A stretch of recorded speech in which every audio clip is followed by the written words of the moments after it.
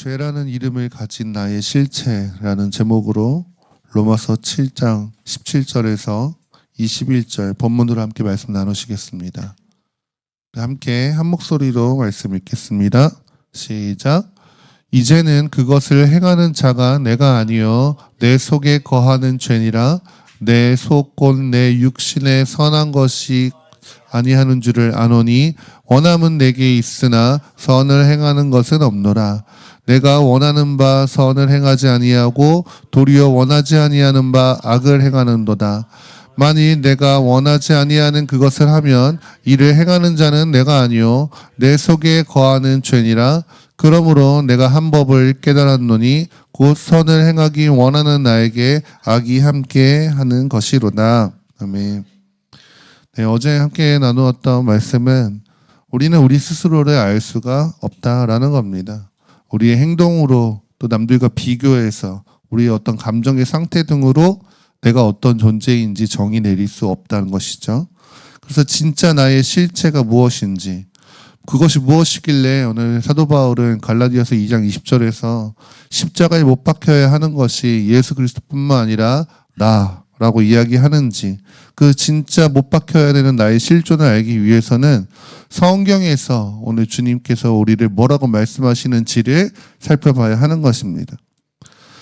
오늘 우리 함께 읽었던 말씀에서 바울이 이야기하는 바는 죄를 짓는 것이 자기 자신이 아니라 자기 안에 있는 죄라고 이야기하는 거죠. 이 표현 자체가 좀 신기하죠. 분명히 죄를 바울이 지었을 텐데 오늘 남 탓을 하듯이 죄가 또 하나의 인격인 것처럼 말하고 있는 겁니다.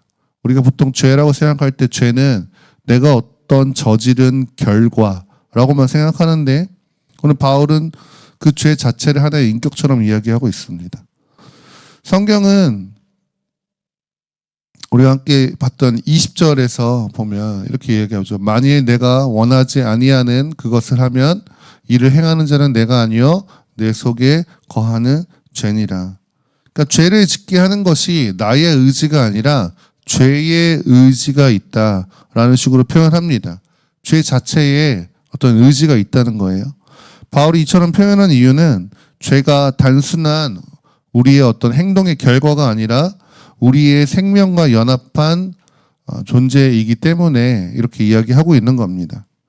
창세기 2장 17절 보면 주님이 명령하셨죠. 선악을 알게 하는 나무의 열매는 먹지 말라. 네가 먹는 날에는 반드시 죽으리라 하시니라.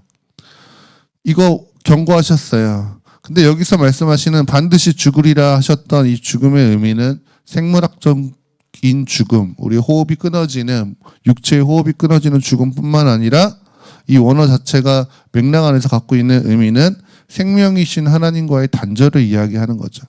생명으로부터 떨어져 나가는 영적인 죽음의 의미를 갖고 있는 것입니다.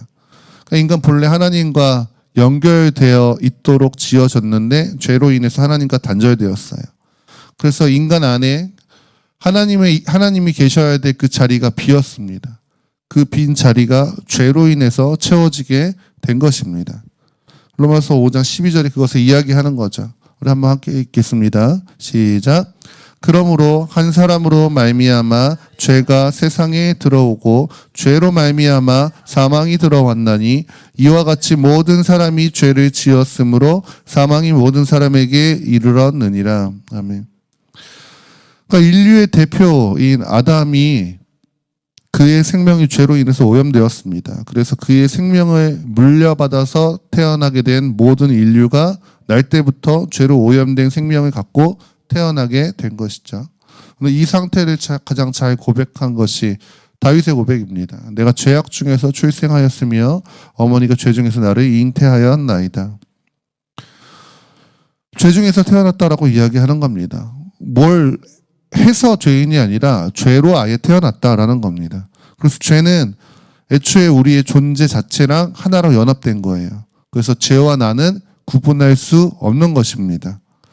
그래서 로마서 7장 21절에 바울이 이렇게 얘기하는 거예요. 그러므로 내가 한 법을 깨달았노니 곧 선을 행하기 원하는 나에게 악이 함께 있는 것이로다. 그 선을 행하고자 하는 마음이 마음 한켠에 있기는 있습니다. 근데 늘 그 선을 행하고자 하는 마음 그와 동시에 악이 함께하고 있는 겁니다. 우리가 갖고 있는 가장 선한 어떤 의도, 착한 생각들, 오늘 그 안에도 죄가 섞여 있다라는 거예요.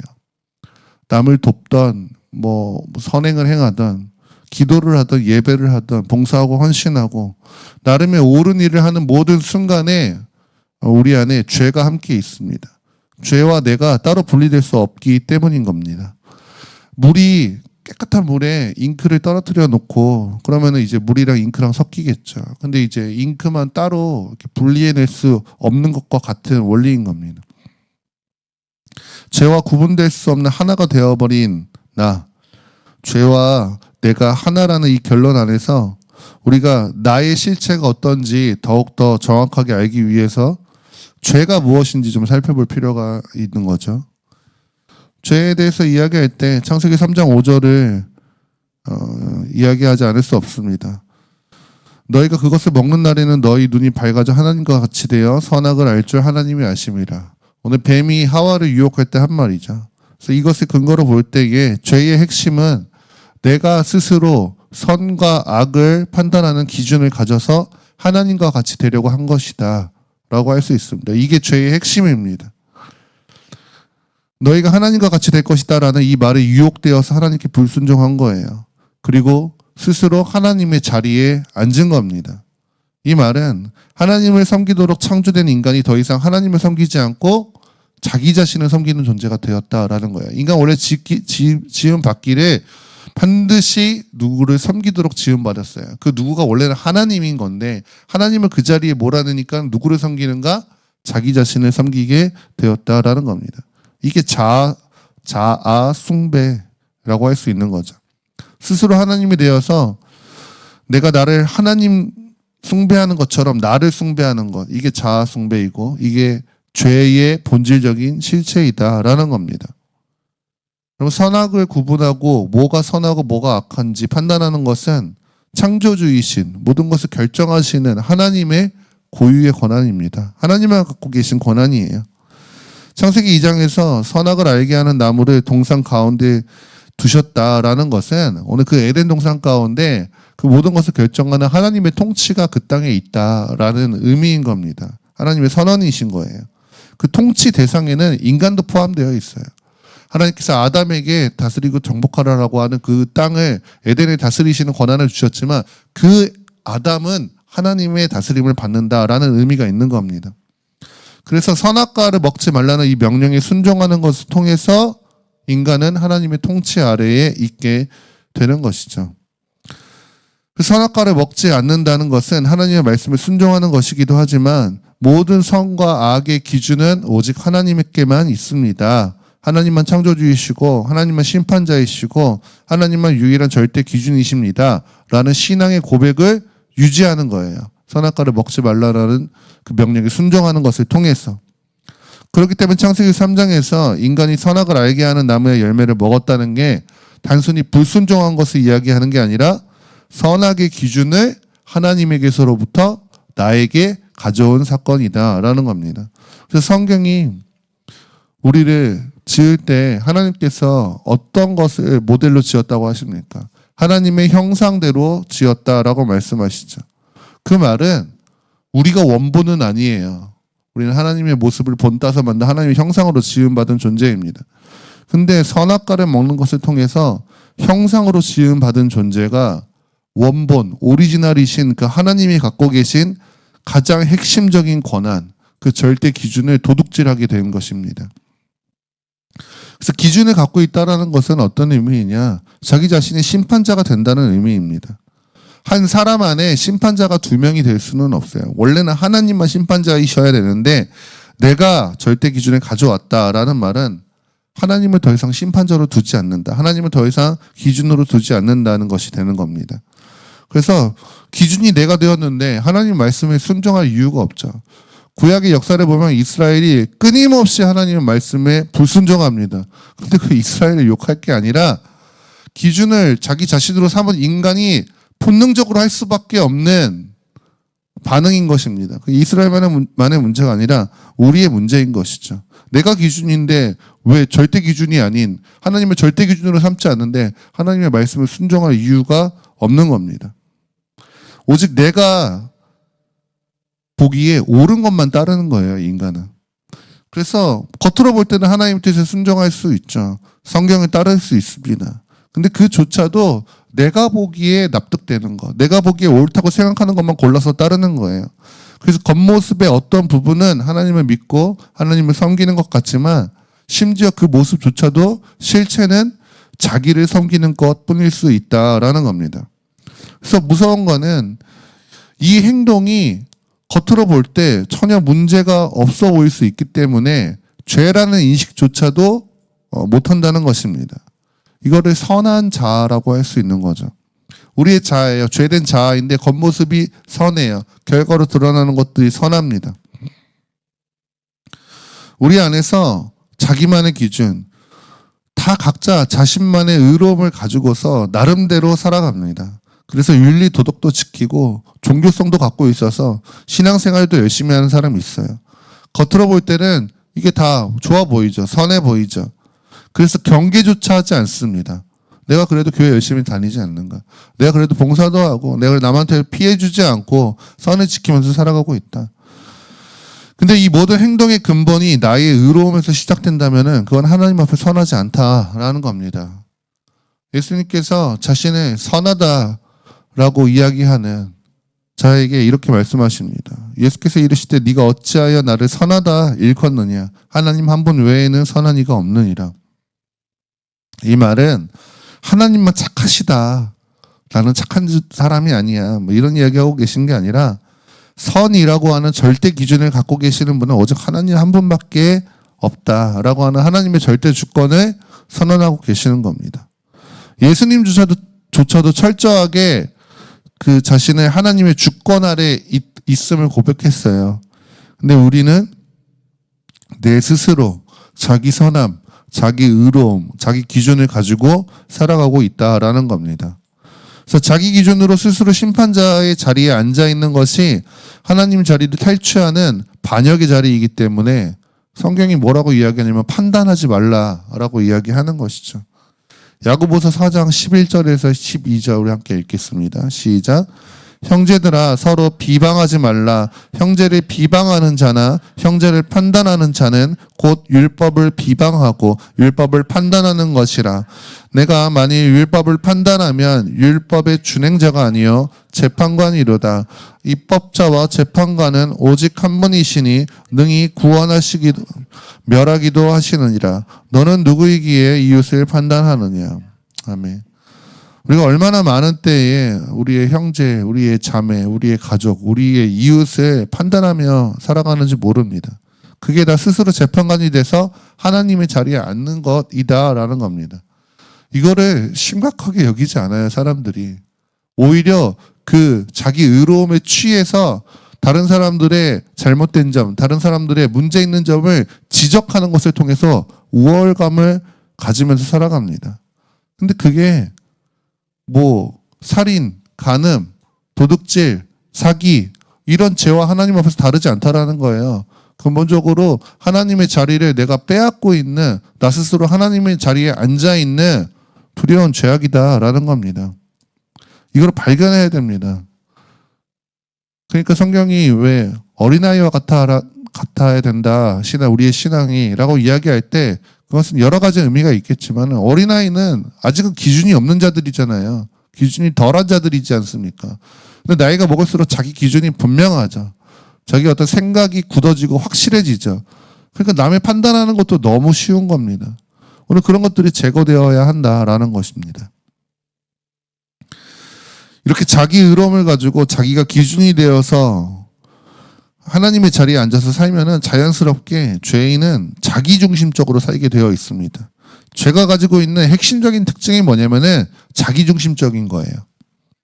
그래서 온 우주가 원래는 창조주이시고 유일한 기준이신 하나님을 중심으로 돌아가게 되어 있는데 스스로 하나님 자리에 앉은 인간이 우주가 자기중심으로 돌아간다라고 착각하는 겁니다. 그래서 모든 것을 자기 자신을 위해서 해요. 나의 즐거움, 나의 유익, 나의 만족을 위해서 합니다.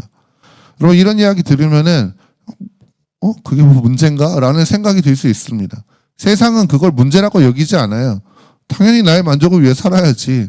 나의 즐거움을 위해 사는 거지. 내가 기준이지. 나의 유익을 위해 사는 것이 뭐가 잘못이야.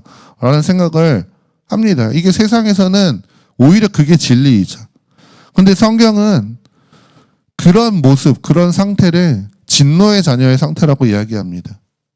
에베소서 2장 3절 함께 읽겠습니다. 시작.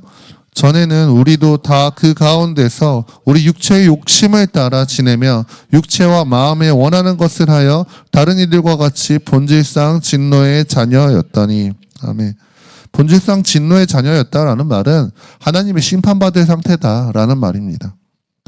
그래서 죄인인 이 자아의 중심성, 나 중심으로 사는 것, 이 마음은 절대 하나님을 섬길 수 없어요. 왜냐하면 오직 나를 섬길 뿐이기 때문입니다. 나를 위해서, 나의 유익을 위해서, 나의 영광을 위해서 그 자리에 하나님이 계십니까? 안 계십니까? 없죠. 그러니까 빌립보서 3장 19절에 이렇게 이야기하는 겁니다. 그들의 마침은 멸망이요 그들의 신은 배요. 그 영광은 그들의 부끄러움에 있고 땅의 일을 생각하는도다.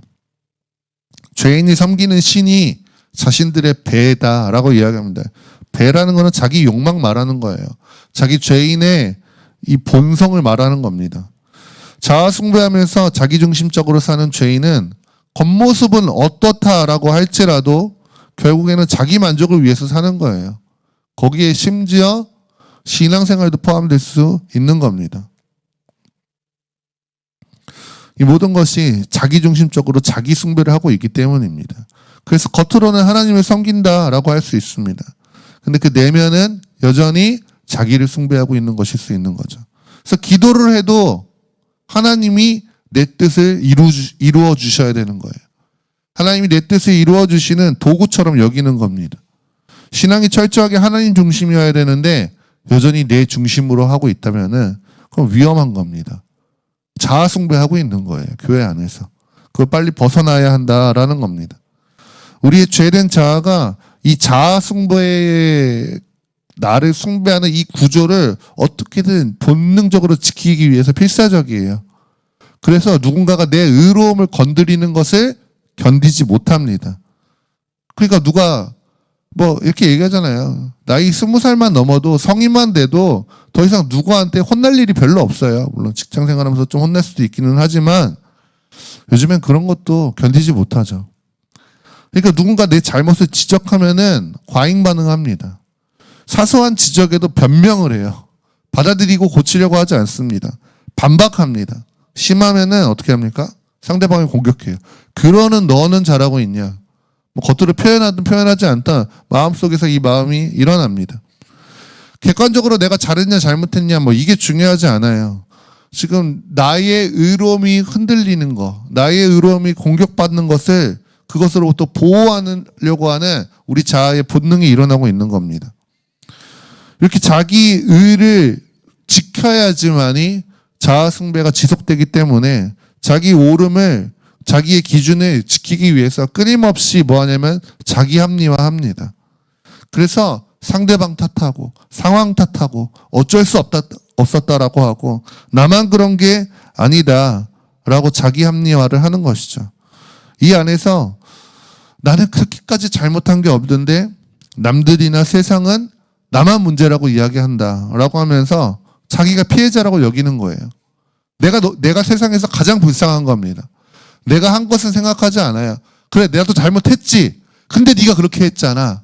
라고 하는 자신을 너무 불쌍히 여기는 마음. 이게 자기 연민입니다.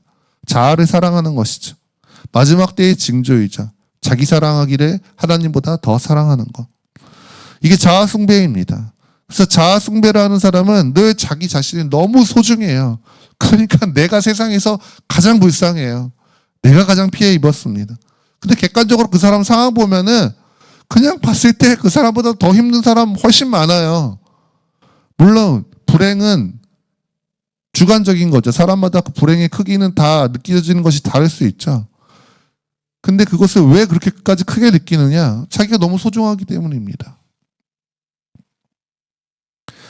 더 인정받아야 되고 더 존중받아야 되는데 그러지 못하는 자기가 불쌍해서 견딜 수 없는 겁니다. 그래서 자기 자신의 문제가 있고 자기가 본질적인 죄인이라는 것을 정면으로 받아들일 수가 없어요. 그것 앞에 직면할 수가 없습니다. 그러니까 어떤 부정할 수 없는 죄악들이 드러날 수 있죠. 그거는 자기도 차마 말을 못해요. 근데 내 존재, 모든 존재 자체가 죄인이라는 것을 있는 그대로 받아들이고 수용하는 것이 어렵다라는 겁니다. 이 모든 게 내 안에서 자아 숭배하는 것을 지키기 위한 우리의 자아의 몸부림인 겁니다.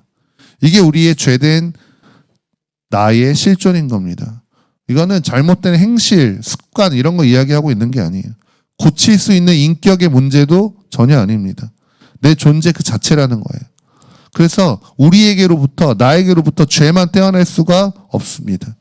자기 의가 잘못인 것을 알고 그거를 어떻게 그래도 한번 고쳐보려고 하는 이 시도조차도 내가 나를 고칠 수 있다라고 하는 또 다른 나의 의로움이 될 뿐이다라는 거예요. 나 중심으로 살면 안 되지 라고 해도 이 마음 자체가 내가 좀 더 나은 사람이 되고 싶다라고 하는 자기중심적인 동기 안에서 시작될 수밖에 없어요. 그래서 고쳐볼래야 고칠 수가 없습니다. 그래서 이 저주로부터 벗어나기 위해서는 나를 부분적으로 고쳐보려고 하는 것. 나 이런 부분은 참 괜찮은데 이것만 조금 고치면 될 것 같아. 그러면 내가 더 완벽한 사람이 될 수 있어. 이게 아니라 완전히 리셋을 해야 되는 겁니다. 죽음으로 끝내버리고 새롭게 시작을 해야 되는 것이죠. 그래서 죄와 내가 구분될 수 없는 하나이기 때문에 죄를 처리하기 위해서는 반드시 나도 처리되어야 하는 것입니다. 갈라디아서 2장 20절에서 말하는 게 뭡니까? 예수님만 내 죄를 쏙 빼나가셔서 십자가에 죽으신 것이 아니라 결국 그 죄와 하나인 나도 십자가에 못 박혔다라고 말씀하시는 거죠. 그래서 십자가가 뭐 사망 선고잖아요. 사형 제도니까. 그 사망 선고는 예수님을 향한 것이 아니라 우리를 향한 거죠. 우리를. 하나님이 우리를 향해서 사형 선고를 내리신 겁니다. 내가 어떤 존재인지 그 실체를 파악해야지, 그 실체를 직면해야지 이 하나님의 사형 선고를 받아들일 수 있다라는 겁니다. 그래서 우리가 스스로 선하다고 생각하고 옳다고 생각했던 내가 우상숭배하고 있다. 하나님을 대적하는 끔찍한 그 죄 그 자체라는 것을 발견하고 인정할 때 우리가 비로소 십자가를 나의 십자가로 받아들일 수 있다라는 것입니다. 오늘 말씀 정리하며 함께 기도하길 원합니다. 고난주간의 주제는 다른 것 없죠. 늘 십자가이죠. 근데 우리가 그 십자가를 어떤 십자가로 여길 것인가? 오늘 갈라디아서 2장 20절의 고백과 같이 나 죽은 내 십자가, 예수님이 말씀하신 누구든지 나를 따라오려거든 자기 십자가를 지고 따라와야 되는 그 십자가 되기 위해서는 내 실체가 어떤지 받아들여야 됩니다. 우리는 죄인의 특징은 죄를 너무나 사랑하고 나를 너무나도 사랑합니다. 그리고 에베소서 2장 1절에서 3절의 말씀의 원리에 따르면은 그렇게 나를 사랑하는 그 배후에는 결국에는 악한 영들이 있는 것이죠. 사탄이 있는 것이죠. 나는 나를 섬기는 줄 알았지만 결국에는 사탄 숭배를 하는 것입니다. 미국에 사탄교라는 것이 있다라고 하잖아요. 실제로 우리 기독교, 불교 이런 거 있는 것처럼. 근데 사탄교의 교리는 다른 것이 아니라 사탄은 위대하시다. 사탄은 찬양을 받으셔야 된다. 이게 아니라 자기를 숭배하라는 겁니다. 자기 숭배하면 그게 사탄 숭배하는 것이 되기 때문에 사탄 숭배하라 마라 하지 않고 그냥 자기를 위해서 살라고 이야기하는 것이 사탄교의 교리라고 합니다. 영적인 것이지요. 우리의 자아 실체를 받아들여야 됩니다. 인정해야 됩니다. 그럴 때에 십자가가 내 십자가 되는 거예요. 내 존재 자체가 죄인이라는 것을 인정하지 않으면 십자가 왜 굳이 나까지 죽어야 되는가? 왜 굳이 나를 못 잡아먹어서 안달인가? 이런 생각을 하게 되는 것입니다. 오늘 성령께서 우리의 심령을 십자가 가운데로 인도해 주시기를 원합니다. 그래서 오늘 시간 우리 함께 기도할 때 성령님, 내가 여전히 아무 문제 없다라고, 이것은 옳다, 이것은 선하다, 내가 그래도 이것은 사람들 앞에, 나 스스로에게, 심지어 하나님 앞에서도 내세울 만한 것이다 라고 은연중에 나도 모르게 의롭다고 여기면서 살아갔던 어떤 것들이 있다면 주님, 그것이 주님 앞에 어떤 모습인지 발견하게 하여 주시옵소서. 오늘 나의 의로움, 나 중심으로 사는 것, 그 나를 지키기 위해서 어떻게든 변명하고 합리화하고 나를 보호하려고 했던 이 모든 것이 결국에는 자아숭배라는 것을 발견하게 해주시고, 오늘 이 기간을 통하여서 오늘 그것들을 십자가 앞에 내려놓는 시간 되기를 원합니다. 성령 하나님, 우리의 실체를 더욱더 발견할 수 있도록 우리를 조명하여 주시옵소서. 주의 이름 부르며 함께 기도하며 나아가시겠습니다. 주님,